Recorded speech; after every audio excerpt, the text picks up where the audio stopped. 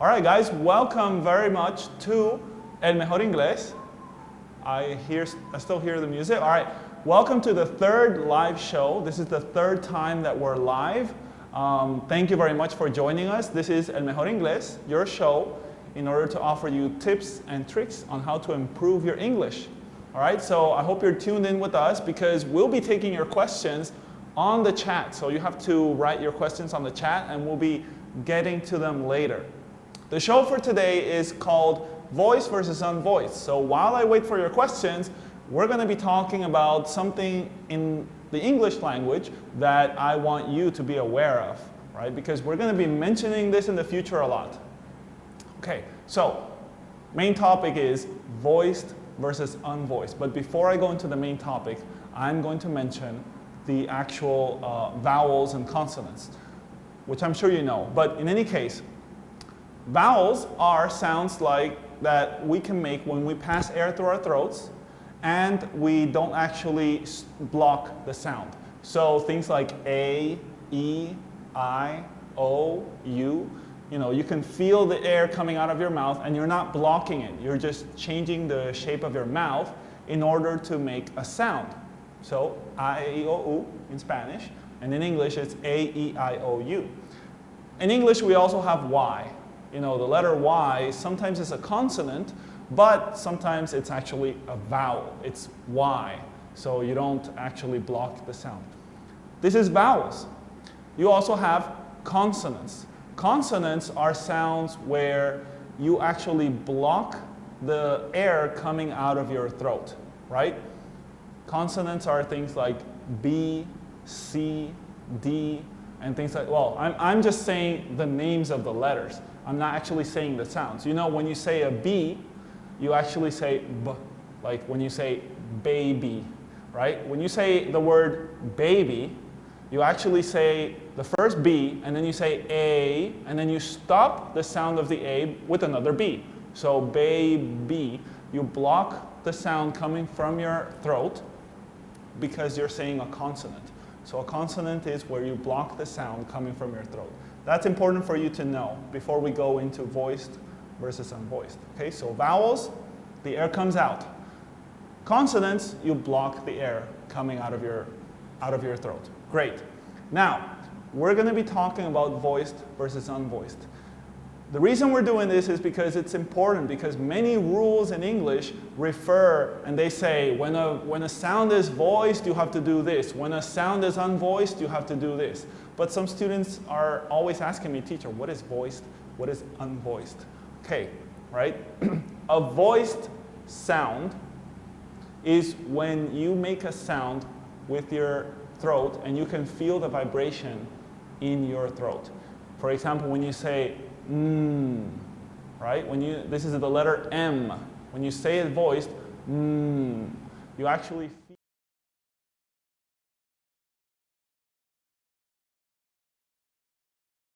in Spanish or in English, it's a word. Mama you can feel the vibrations in your throat. This is a voiced sound. An unvoiced sound is when you say a sound that doesn't make your cords vibrate. Things like, for example, T. The letter T, when it's at the beginning of words, you don't feel any vibration. You say tomorrow, or tomato, or two. You don't feel this vibration here with the letter T. And then you have other words like V and also the CH, like in chop, right? When you say the word chop, you almost don't feel anything here. So the CH and also the P at the end of chop is actually unvoiced. Now, you can see, I'm going to show you on screen, since we have a very helpful aid, our friend Frank. Frank, why don't you show us the consonants, the vowels. Show us the vowels on screen. This is A, E, I, O, U, right? These are the vowels. All of the vowels have a voice because you need to make a sound to say them. And then we have the consonants. Right? Show us the consonants. There we go. You can see the consonants. Now, some consonants are voiced and some are unvoiced. We already know the difference between voiced and unvoiced, so that's great. Let me give you some examples because I want you to notice something. you can see the consonants, and I wanted to show you another picture where you compare the consonants, some of them voiced to the unvoiced ones. And you're going to see a relationship there, right? Okay, so you see, for example, I'm going to take a couple of examples that are easier to see. For example, S. The consonant S is unvoiced. But if you put voice to S, you make another sound. So let's try it. Okay, so when you actually say the letter S, which is unvoiced, the sound, and then you add some voice, you make a Z. Okay. What about the other example? You have V. The letter V, when you say the sound V, is V. Well, actually just V like in Veronica, for example. What if you put some voice into that? Then you start to make the F sound. Right? So it's the same mouth movement when you say V as in Veronica than when you say the F as in father. So what am I trying to explain here? What I'm trying to say is that some consonants in the English alphabet and in other languages are actually the same shape of your mouth, but voiced or unvoiced. Right? So you have a letter like S in English, and then you add some voice, Z. S becomes a Z.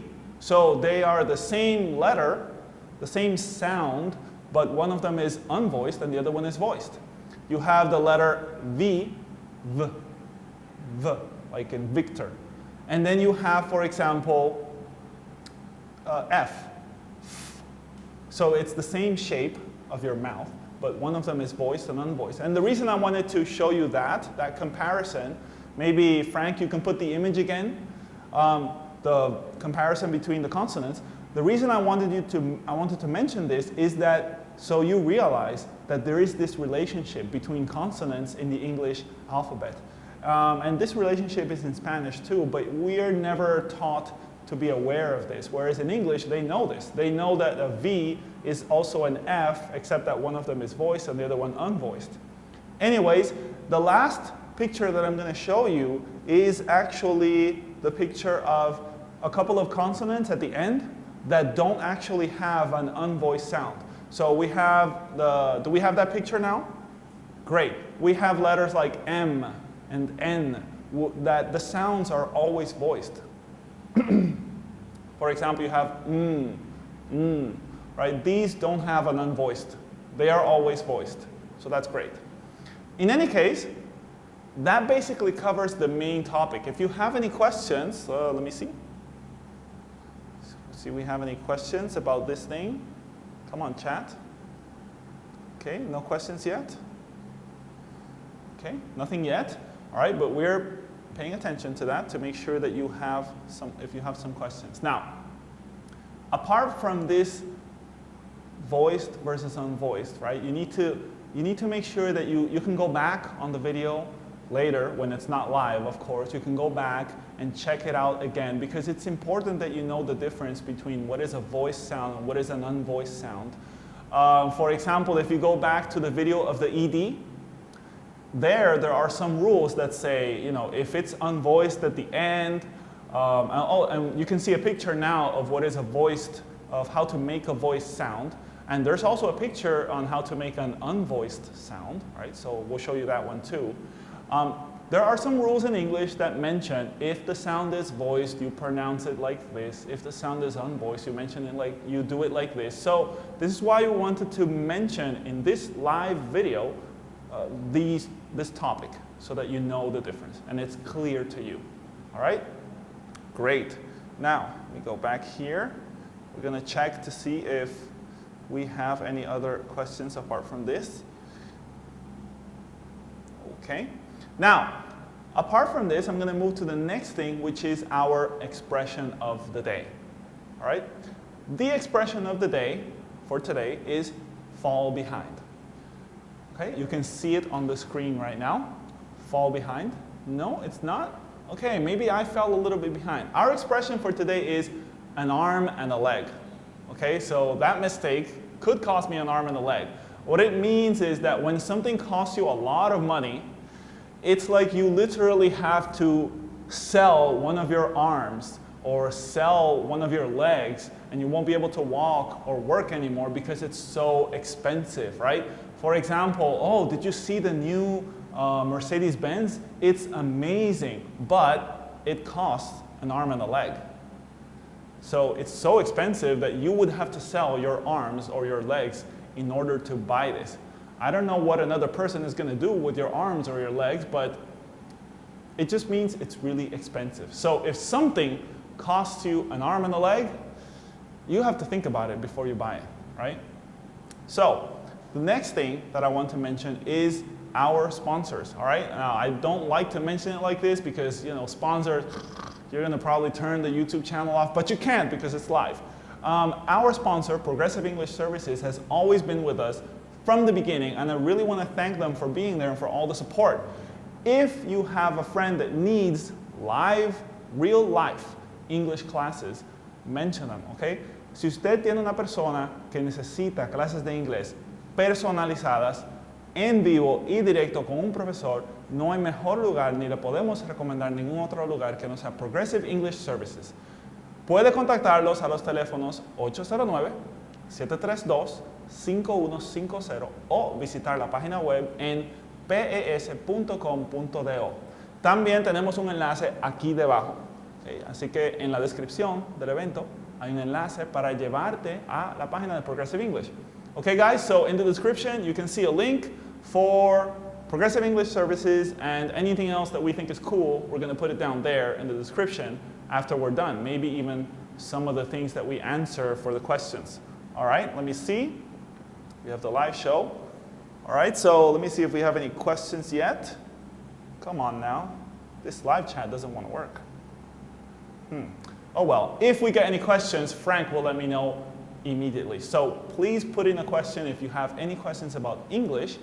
If you do, we'll try to answer them right away. And if I don't know the answer, because sometimes, hey, come on, let's be honest. I'm not a super expert, I'm just a little bit of an expert.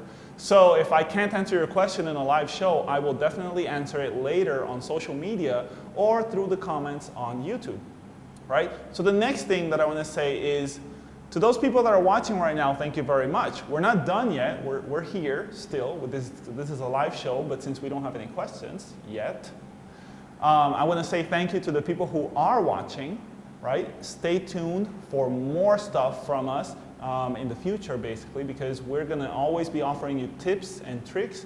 Any questions you have, any topics that you want us to cover, even if it's not about English. Nah, let's keep it with English because that's what this show is about. And people always have questions about English, and I would like you to share them with us, right? Especially in the live shows. But even if you don't catch this live show while it's live, you should definitely try to leave your comment there so that we can answer it later. All right, so let's see. Any questions so far, Frank? No questions yet, so we're going to do, let's see, what can we mention? I hope everything was clear about voiced versus unvoiced because we will be using these terms in the future. So I'll give you a recap just to sum things up. Remember that in English, at least in the language, we have vowels, which are words that you make a sound with your mouth and you don't stop the air coming out of your lungs. And then you have consonants where you do stop the air coming from your mouth. For example, the vowels, which you can see on the screen right now, right? R, A, E, I, O, U, these are the names. But the sounds are, well, that's actually the sounds. A, E, I, O, U. And we also have plus Y, which is one that you often forget because it's not actually a vowel, but the sound is like a vowel. And then we have the consonants. Apart from this, we have what is called a voiced sound in English. A voiced sound is when you make a sound with your mouth, a consonant sound like M, but you can feel the vibrations in your throat. So, like when you say mama. And you also have unvoiced consonants, which basically stop the air coming out of your mouth, and also you don't have any vibrations. So when you say something like Peter, or tom, right? The T and the P at the very beginning, they don't have any vibration here. You don't need it, right? It's just a sound that stops any air coming out of your mouth, okay? So, Frank, do we have any questions here? Are we going to move on then in that case? All right, guys, since you don't have any questions for me yet, but I know that you have doubts, please continue to watch our videos in the future. Always, of course, subscribe if it's the first time you're here with us. We would love it if you subscribe. We also like it when you like the videos and share them on Facebook so that other people can catch us live and answer and have any questions that they need answered. So, thank you very much for tuning in today, and I'll see you guys next time. Remember that we are on Facebook and on YouTube. Make sure to share us, subscribe, and keep visiting us for the great content. And you guys have an awesome night. All right?